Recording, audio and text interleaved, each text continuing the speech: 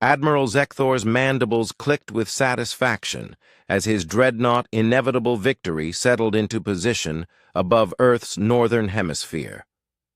The pale blue world hung before them like a ripe fruit, defenseless and primitive.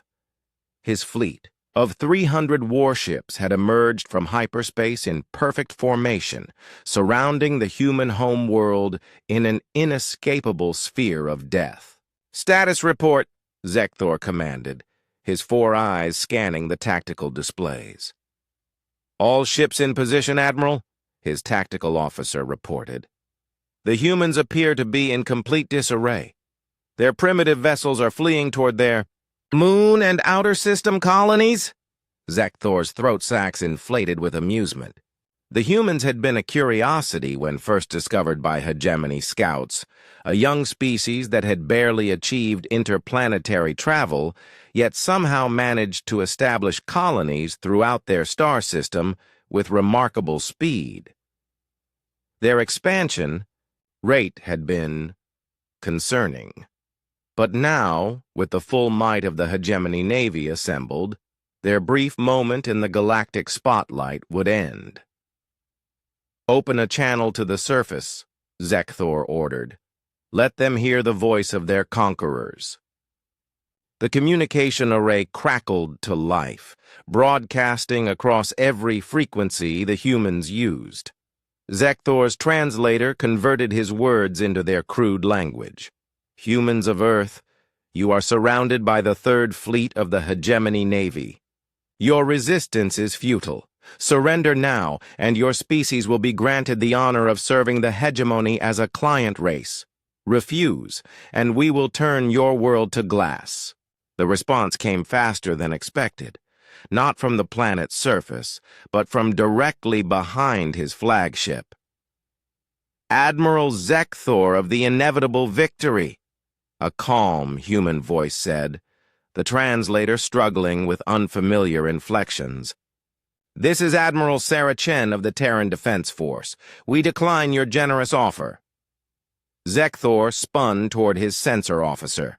"How are they broadcasting from behind us? Scan the area immediately."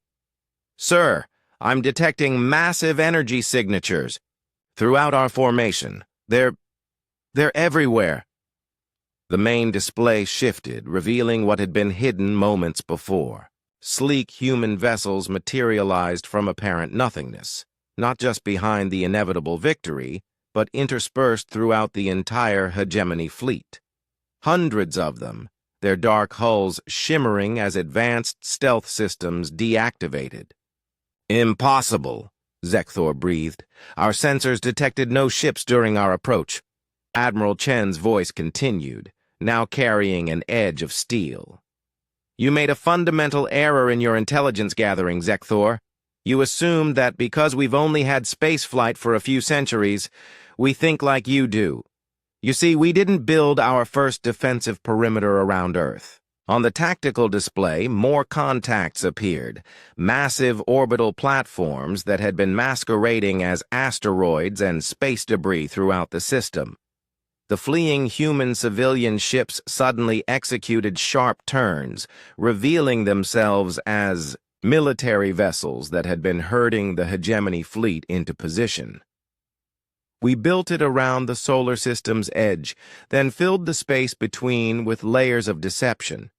What you're seeing is our 4th defensive ring. The first 3 have been tracking your fleet since you entered our space." Zekthor's tactical officer was frantically working his console.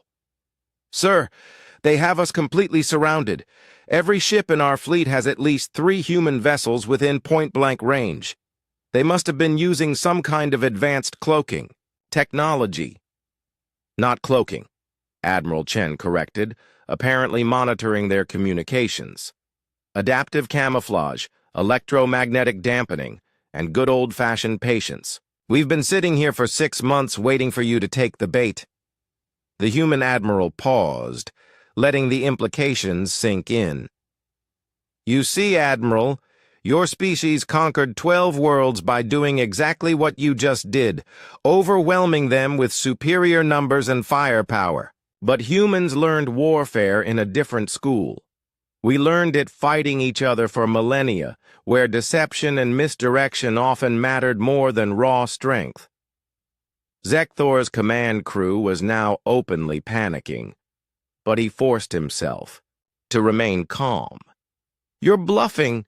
Even if you have us surrounded, your ships are smaller than ours. You cannot match our firepower." "You're right," Chen admitted. "Ship to ship, you outgun us significantly.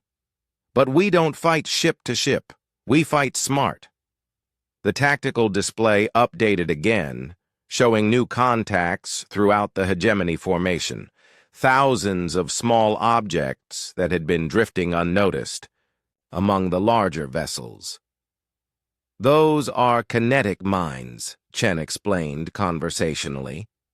"Launched from our stealth ships over the past hour while you were focused on Earth. Each one is programmed to target your ship's reactor cores. At this range, your point defense systems won't be able to stop them all."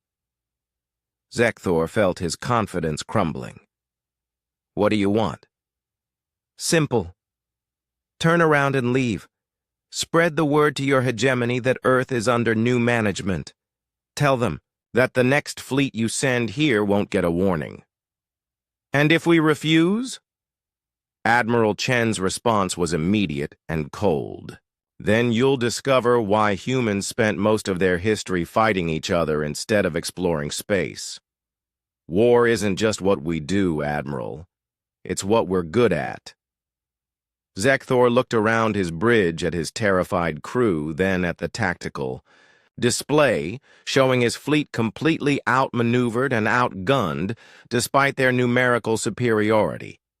The humans had turned their entire star system into a trap, and his mighty fleet was caught like prey in a web. For the first time in his military career, Admiral Zekthor gave the order to retreat. As the hegemony fleet limped toward the edge of the solar system, Admiral Chen's voice followed them one last time. "Oh, and Zekthor? The colonies you're heading toward? We got there first." The last thing Zekthor's sensors detected before jumping to hyperspace was a massive human battle station decloaking near Jupiter, its weapons trained on his fleeing ships. Somehow, impossibly, the humans had outflanked an enemy that had surrounded them. Back on Earth, Admiral Chen smiled as she watched the alien fleet disappear. Humanity's greatest strength had never been their technology or their numbers. It was their ability to think 3 moves ahead while convincing their enemies they were still learning the rules of the game.